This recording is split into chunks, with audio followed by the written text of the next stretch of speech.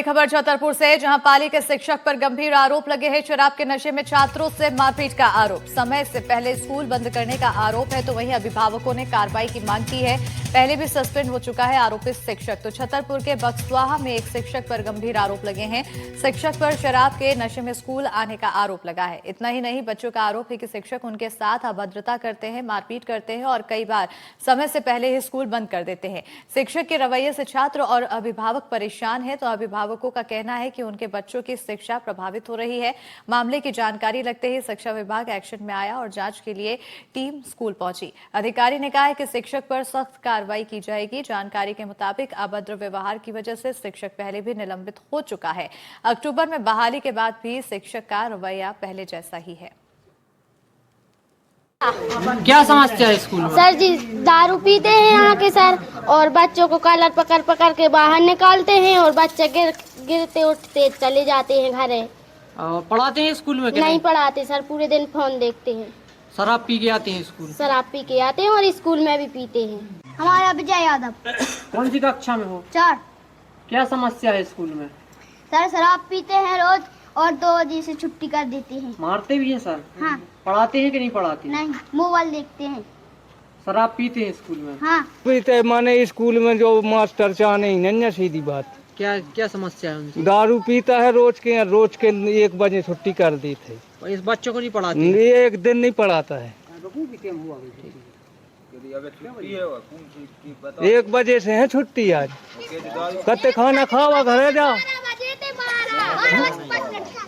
महेश यादव। क्या समस्या है स्कूल में? समस्या ये है कि बीमार सब दारू पी जाते हैं। बाल बच्चन उठा उठा कॉलर में पकड़ पकड़ के बारे में कुछ पढ़ा नहीं। 80-85 को महीना ले रहा है, काय की तनख्वाह ले रहा है। दारू पीवे के लाने स्कूल बनो जो। स्कूल में पीते हैं शराब? जी। अब क्वाटा धरे गिलास धरो।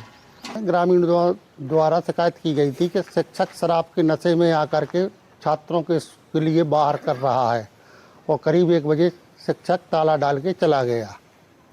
मौके पर आए हैं, क्या मिला? मौके पर यहाँ पर क्वार्टर डले मिले हुए हैं, जो ग्रामीण द्वारा पंचनामा बना करके वरिष्ठ कार्यालय को कार्रवाई हेतु प्रस्तावित कर दिया गया है। शीघ्र ही उस पर अनुशासनात्मक कार्रवाई हो जाएगी। मध्य प्रदेश के एक सरकारी विश्वविद्यालय में चुपचाप एक ऐसा मेडिकल कोर्स चल रहा है जिसे ना केंद्र सरकार मान्यता देता है और ना राज्य सरकार। हैरानी की बात यह है कि इसे पढ़कर निकले कितने लोग इलाज कर रहे हैं और इसका कोई आंकड़ा सरकार के पास नहीं है। इसी पर देखते हैं खास रिपोर्ट।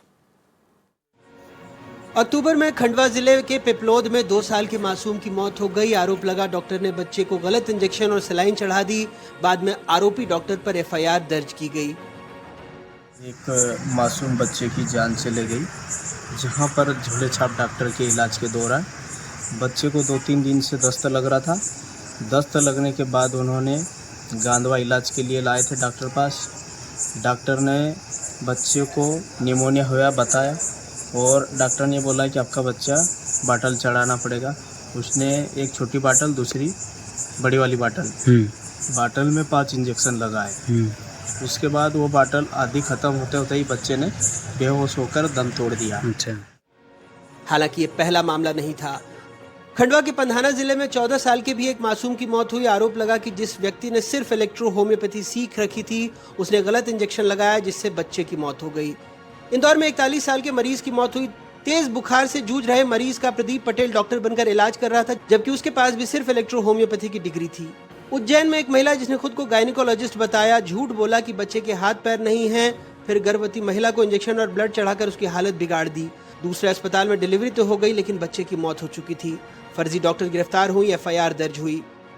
दरअसल इलेक्ट्रो होम्योपैथी मध्य प्रदेश सरकार, आयुष मंत्रालय, होम्योपैथिक काउंसिल और भारत सरकार के किसी भी स्तर पर उसको मान्यता नहीं मिली है।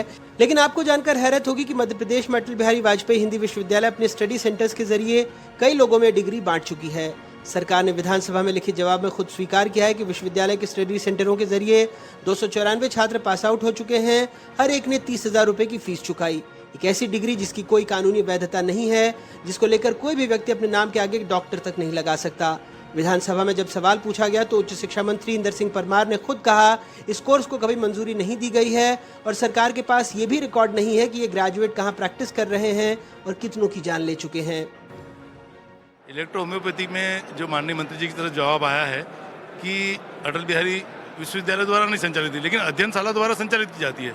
तो विश्वविद्यालय संचालित करे या विश्वविद्यालय की अध्ययनशाला संचालित करे, एक तरह से विश्वविद्यालय संचालित कर रहा है, ये माना जाएगा। दूसरी बात ये है कि उन्होंने जहाँ जो गाइडलाइन है कि आप इस प्रकार के कोर्स चला सकते हैं और उसके लिए संबंधित विभाग से आप एनओसी लिए, तो उसमें जवाब आया नहीं। तो जब आपके पास एनओसी नहीं है तो आप किस प्रकार से ऐसे डॉक्टर पैदा कर रहे हैं जो फर्जी है, जिनकी डिग्री की कोई मान्यता नहीं है। और आपने देखा होगा इस प्रकार के जो डॉक्टर यहाँ से पास आउट होकर गए हैं, उन्होंने कई कुकृत्य करे हैं और लोगों की जानें ली है, उनके इलाज से कई लोगों की मृत्यु हुई है। क्या मान्यता दी गई है? अभी उसको कोई मान्यता नहीं है। तो सर फिर कैसे अटल बिहारी वाजपेयी में जो चल रहा है उनके इलाज में था, इसलिए उन्होंने चालू कर लिया, लेकिन हमने उसको आगे बंद करने का सरकार की ओर से सुझाव दिया है। सर जो बच्चे वहाँ से पढ़कर निकले उनके प्रति क्या कुछ उसके बारे में उन्होंने उनके इलाज में पूरा क्लियर किया, नोटिफिकेशन हुआ उसमें भी क्लियर किया विश्वविद्यालय ने, और बच्चों को भी मालूम है। लेकिन हमने बगैर मान्यता के किसी भी विषय को चलाने के लिए विश्वविद्यालय को सुझाव दिया है कि इस विषय को बंद करें। इलेक्ट्रो होम्योपैथी जो 19वीं सदी में इटली में बनी थी, भारत में पूरी तरह अवैध है।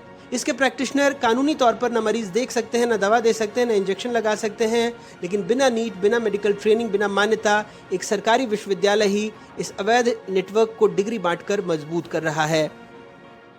इलेक्ट्रो होम्योपैथी चिकित्सा की अलग पद्धति है। इसके जानकारों का कहना है इसमें अंग्रेजी दवाएं या इंजेक्शन नहीं दिया जाता, लेकिन अक्सर इसके डिग्रीधारी अंग्रेजी दवाएं और इंजेक्शन देते ही नजर आते हैं। और ऐसे में मध्य प्रदेश की एक सरकारी यूनिवर्सिटी ये डिग्री बांट रही है जिसकी खुद कोई सरकारी मान्यता नहीं है। भोपाल से अपने कैमरा सहयोगी रिजवान खान के साथ अनुराग द्वारी, NDTV।